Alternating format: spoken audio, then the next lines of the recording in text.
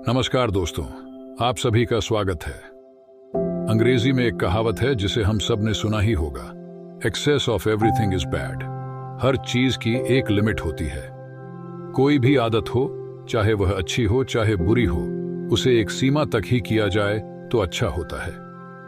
दोस्तों, आज हम बहुत ही महत्वपूर्ण विषय काम वासना पर बात करने वाले हैं। काम वासना में डूबा हुआ व्यक्ति कैसे अपने जीवन को नर्क में डाल देता है, उसे खुद ही पता नहीं चलता। देखो, कोई भी चीज है, उसकी एक अपनी अहमियत होती है, फिर चाहे वह काम वासना ही हो। लेकिन अगर व्यक्ति इसमें डूबा ही रहे, अपने मन में सतत इसके बारे में ही विचार करता रहे, तो यह कैसे व्यक्ति को अंदर से खत्म कर देती है, इसके बारे में हम इस वीडियो में बात करने वाले हैं। बहुत समय पहले की बात है। एक देश का सम्राट अपनी 100 से भी अधिक रानियों के साथ रहते रहते अपने जीवन से परेशान हो चुका था। उसे अपनी युवावस्था के वह दिन याद हो आए जब उसके मन में स्त्रियों के प्रति कोई आकर्षण नहीं था, जब उसे काम वासना के बारे में पता तक नहीं था। उस समय को याद करके राजा की आंखों में आंसू आ गए। वह सोचने लगा कि कितना ऊर्जावान, कितना जोशीला और कितना ताजगी से भरा हुआ रहा करता था। लेकिन आज वह वृद्ध हो चुका था। लेकिन वृद्ध होने के बाद भी वो अपनी काम वासना से छुटकारा नहीं पा सका था। यूं तो उसने हजारों युद्ध जीते थे, लेकिन अपने मन पर वह आज तक विजय प्राप्त नहीं कर पाया था। अपनी काम वासना के सामने उसने अपने घुटने टेक दिए थे।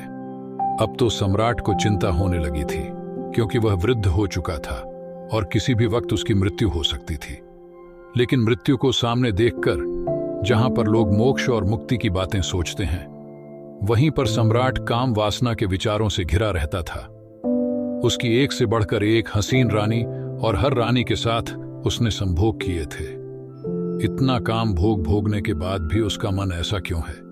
क्यों उसमें अब भी अश्लील विचार आते रहते हैं? सम्राट आत्मा के सिद्धांत को मानने वाला था, इसीलिए उसने सोचा कि अगर मैंने अपनी काम वासना से अभी छुटकारा नहीं पाया तो मेरी आत्मा ना जाने कब तक यूं ही भटकती रहेगी। मुझे अपनी आत्मा को मुक्त करने के लिए इन काम वासना के विचारों को यहीं पर छोड़ देना होगा। सम्राट दिन रात चिंता में डूबा रहता था कि किस प्रकार मैं अपनी काम वासना से छुटकारा पा सकता हूं। एक दिन उसने अपने राज्य महल में सभी विद्वानों की एक सभा बुलाई। स्वाभाविक रूप से सभा में चर्चा का विषय काम वासना ही रखा गया था। सम्राट ने अपने मंत्री से पूरे नगर में घोषणा करवा दी थी कि जो भी विद्वान राजा के मन को संतुष्ट कर पाएगा, वो पूरे जीवन काल के लिए राजा का सलाहकार बनकर रहेगा। इसीलिए नगर के सारे विद्वानों में एक होड़ सी मच गई थी। मंत्रिमंडल के द्वारा तय किया गए दिन नगर के सारे विद्वान राजमहल में पहुंच गए। कोई अपने हाथ में वेद लिए हुए था तो किसी के हाथ में उपनिषद थे।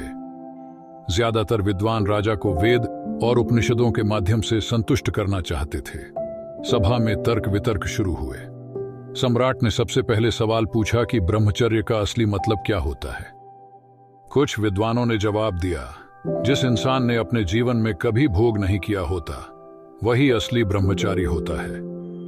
दूसरे विद्वानों ने इस बात का विरोध करते हुए बताया, हो सकता है किसी इंसान ने भोग किया हो, लेकिन वर्तमान में अगर वो भोग का त्याग कर चुका है तो वो भी ब्रह्मचारी ही कहलाता है। और वास्तविकता में वही ब्रह्मचारी होता है जो भोग करने के बाद उसका त्याग कर देता है। सम्राट को किसी विद्वान के उत्तर से संतुष्टि नहीं हो रही थी और इधर विद्वान आपस में तर्क वितर्क करने पर लगे हुए थे। कुछ ही देर में वहां पर एक बहुत ही अनूठा विद्वान पहुंचा। वह अपने साथ बेहद खूबसूरत 2 युवतियों को लिए हुए था। उस विद्वान ने वहां देरी से आने के लिए सम्राट से क्षमा मांगी। उसको देखकर बाकी के सब विद्वान हंसने लगे। एक विद्वान ने सभा में खड़े होकर कहा कि जो इंसान खुद काम वासना से ग्रस्त हो, वो दूसरे को काम वासना से छुटकारा कैसे दिला सकता है। इस पर विद्वान ने मुस्कुराते हुए उससे पूछा कि तुम्हें ऐसा क्यों लगता है कि मैं काम वासना से ग्रस्त हूं? उसने कहा कि तुम हमें अंधा समझते हो? क्या हमें बेवकूफ समझते हो? तुम यहां राजमहल में 2 युवतियों के साथ प्रवेश कर रहे हो, इसका मतलब क्या होता है? इसका अर्थ तो सीधा सीधा यही है कि तुम एक काम वासना से ग्रस्त आदमी हो। क्या मैं गलत कह रहा हूं? उस विद्वान ने मुस्कुराते हुए जवाब दिया, महाशय, जिन युवतियों की तुम बात कर रहे हो दोनों मेरी बहनें हैं और वह भी मेरी ही तरह काम वासना की गहरी समझ रखती हैं।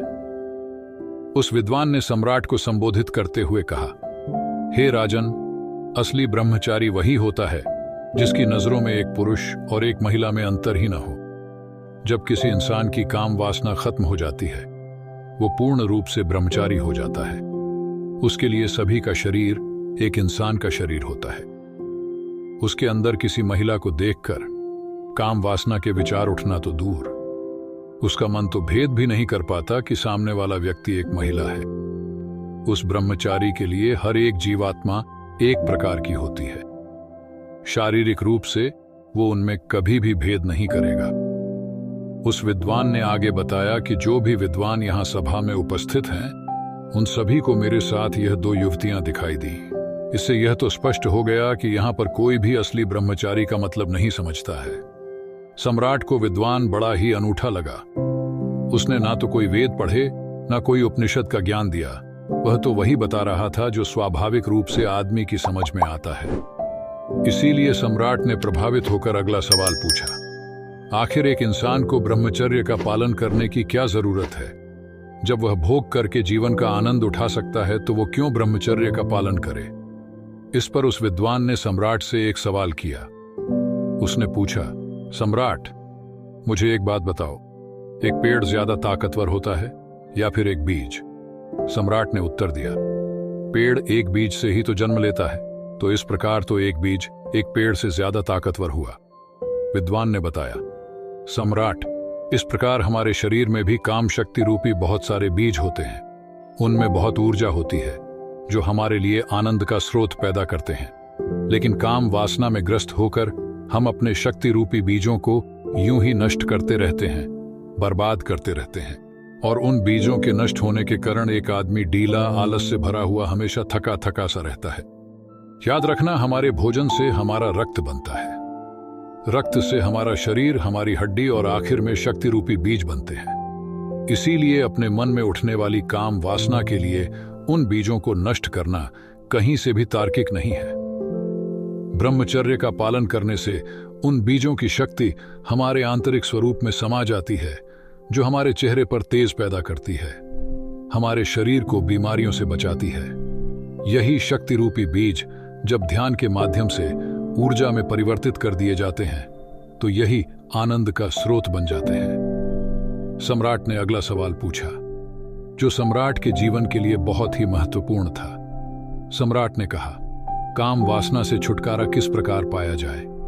विद्वान ने उत्तर दिया कि सम्राट, जो बुद्धिमान होता है वह जानता है कि काम वासना रूपी केन का पानी जो जितना ज्यादा पिएगा उतनी ही ज्यादा प्यास उसे लगेगी। उसकी प्यास कभी नहीं बुझेगी। इसीलिए या तो वो कभी इस काम वासना रूपी केन का पानी पीता ही नहीं, और अगर गृहस्थ जीवन होने के कारण उसे कभी इस केन का पानी पीना पड़ जाता है तो वो सिर्फ एक केन का पानी पीता है। उस विद्वान ने राजा को संबोधित करते हुए कहा, राजन, आपने जीवन में 100 रानियों से शादी की, लेकिन आपने भी महसूस किया होगा कि जिसकी प्यास बुझनी होती है उसकी प्यास एक ही जगह पर बुझ जाती है, लेकिन जिसकी प्यास नहीं बुझनी, चाहे वह 100 स्त्रियों के साथ संभोग कर ले, फिर भी उसकी प्यास अधूरी रह जाएगी। विद्वान ने सभी को समझाते हुए आगे कहना शुरू किया, अगर आपके जीवन का लक्ष्य स्पष्ट नहीं है तो आप सभी नाना प्रकार की भोग की वस्तुओं से घिर जाएंगे। लेकिन वहीं अगर आपका लक्ष्य स्पष्ट है तो आप अपना पूरा ध्यान अपने लक्ष्य को पूरा करने में लगाएंगे, ना कि भोग करने में। सम्राट, आपने सुना होगा, एक कहावत बहुत पुरानी है कि खाली दिमाग शैतान का घर होता है। इसीलिए एक इंसान को अपने जीवन का लक्ष्य स्पष्ट दिखाई देना चाहिए। शुरुआती चरण में काम वासना हमेशा हमारे विचारों के द्वारा उत्पन्न होती है, और अगर हम अपने विचारों को ऐसी जगह पर लगाएंगे जिससे हमारा लक्ष्य पूरा हो सके तो हमारे मस्तिष्क में काम वासना के विचारों के लिए कोई जगह नहीं बचेगी। विद्वान ने सम्राट को चेतावनी देते हुए कहा, सम्राट, याद रखना, भोग करने से ज्यादा खतरनाक काम वासना के विचार होते हैं। वो हमारा मानसिक संतुलन बिगाड़ देते हैं, हमारे दृष्टि को भ्रमित कर देते हैं। उस विद्वान ने सभी को सभा में एक कहानी सुनाते हुए कहा, एक बार दो सन्यासी भिक्षा मांगकर अपने आश्रम में वापस आ रहे थे तो नदी के किनारे एक महिला बैठी हुई थी। उस महिला ने उन दोनों सन्यासियों से पूछा, क्या आप मुझे नदी पार करवा सकते हैं? उनमें से एक सन्यासी ने तो मना कर दिया। उसने अपने मन में सोचा कि मैंने तो ब्रह्मचर्य का व्रत ले रखा है, भला मैं किसी स्त्री को कैसे छू सकता हूं। दूसरे सन्यासी ने मुस्कुराते हुए उस महिला को अपने कंधे पर बिठा लिया और अपने कंधे पर बिठाकर उसने उसे नदी पार करवा दी। यही बात उस दूसरे सन्यासी को अखर गई। जब वह उस महिला को दूसरे किनारे पर छोड़कर अपने आश्रम के रास्ते से वापस अपने आश्रम आ रहे थे तो सन्यासी ने कहा, तुमने ठीक नहीं किया। तुम्हें उस महिला को अपने कंधे पर नहीं बिठाना चाहिए था। तुमने उसे वह नदी पार करवाकर बहुत बड़ी गलती की है, इसीलिए मैं गुरुजी से शिकायत करूंगा। उस सन्यासी ने हंसते हुए कहा, मैं तो उस महिला को कब का अपने कंधे से उतार चुका हूं, लेकिन शायद तुम उसे अपने दिमाग में से अभी तक नहीं उतार पाए हो। सभा में उपस्थित सभी लोग उस विद्वान की ये कहानी बड़े ध्यान से सुन रहे थे। अंत में विद्वान ने सम्राट को बताया, सम्राट, इस तरह हम भी अपने मन पर ना जाने कितने बोझ लेकर चलते रहते हैं। कामुक विचार हमारे मन को बिल्कुल उसी प्रकार मैला करते रहते हैं जिस प्रकार एक गंदा नाला पूरी नदी को मैला कर देता है। अगर आप जीवन में आनंद चाहते हो, ऊर्जा से भरा हुआ जीवन महसूस करना चाहते हो, तो अपने मन के लिए पवित्र विचारों का रास्ता बना लो। उस विद्वान ने आखिर में सबसे महत्वपूर्ण सीख बताते हुए कहा, जीवन में अगर किसी भी वस्तु का होश पूर्वक भोग किया जाए तो मन उसकी नित्यता समझ लेता है। मन समझ लेता है कि यह वस्तु हमें हमेशा के लिए आनंद नहीं दे सकती। परमानंद के लिए कोई और रास्ता चुनना चाहिए। जब मन इन बातों को समझने लगता है तो अपने आप ही उसमें से काम वासना के विचार विलुप्त होने लगते हैं। इसीलिए होश में रहकर वस्तुओं का भोग करना सीखो, जिससे तुम उनकी नित्यता समझ सको। सम्राट विद्वान के विचारों से बहुत प्रभावित हुआ। सम्राट ने अपने वचन अनुसार उस विद्वान को अपने पूरे जीवन काल के लिए अपना सलाहकार बना लिया। सम्राट समझ चुका था कि जिस चीज को वह सर्वस्व समझता था वह तो उसके जीवन को नरक बनाता जा रहा था। उस विद्वान की बातों से सम्राट समझ गया था कि परमात्मा की बनाई हुई हर एक चीज की अपनी अहमियत है, उसको जीवन में अपनाना चाहिए, लेकिन एक चीज के पीछे ही पूरा जीवन लगा देना, सतत उसके बारे में ही सोचते रहना किसी भी प्रकार से ठीक नहीं होता। तो दोस्तों, कैसी लगी यह वीडियो आपको? हमें कमेंट सेक्शन में जरूर बताना, और अगर अच्छी लगी हो तो इसे लाइक करना, शेयर करना और हमारे चैनल को सब्सक्राइब जरूर करना। तो दोस्तों, मिलते हैं अगली बार ऐसी ही एक और मोटिवेशनल वीडियो के साथ। तब तक के लिए अपना ध्यान रखें। धन्यवाद।